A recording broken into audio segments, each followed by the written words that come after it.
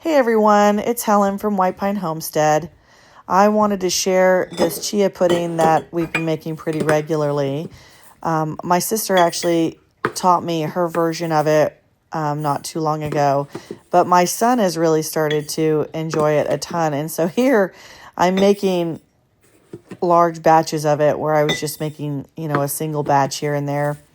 But he kept eating up all my chia seed puddings when I was making them, which is absolutely fine.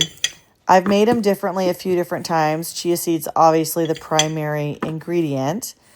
I was also putting peanut butter flour in them, but I've run out of that. And I was just kind of using it up, really working towards cleaning out the pantry, things we don't use all the time or haven't used frequently, and just wanting to find enjoyable things to have. So we're literally just making a chocolate, this is my cocoa powder, chia seed pudding, and I'm making triple batches in each one of these jars.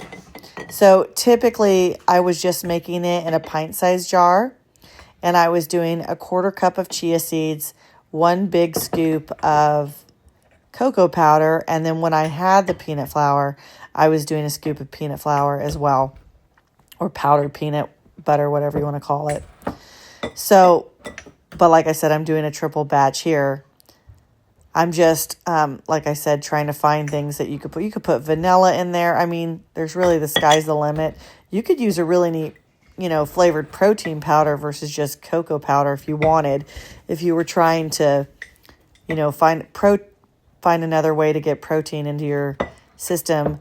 I have found the chia seed pudding, I'm trying to eat at least 30 grams of protein with each meal that I have, to make sure that I have the protein that I need at the age that I'm at. Isn't that lovely to have to think about at some point? I'm using up almond milk. You could use whatever milk you want to. I just find this to be a good resource.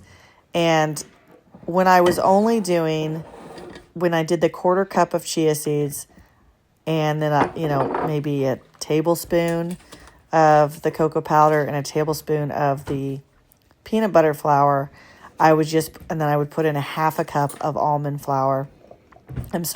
milk.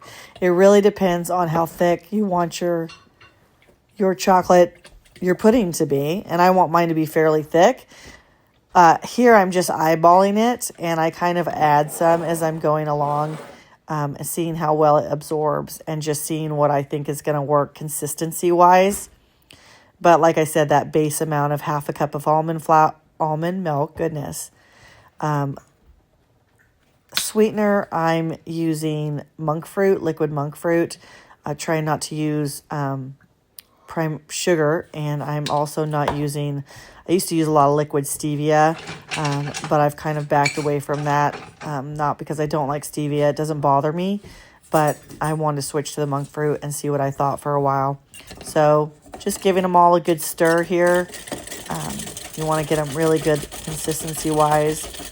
Then once that's all done, I'm going to just put a lid on it, stick it in the refrigerator. It won't take that long to be done. If you were doing this in the morning, like for a quick breakfast, you could literally just let it sit on the counter for just a little bit, and it'll get to the consistency you want.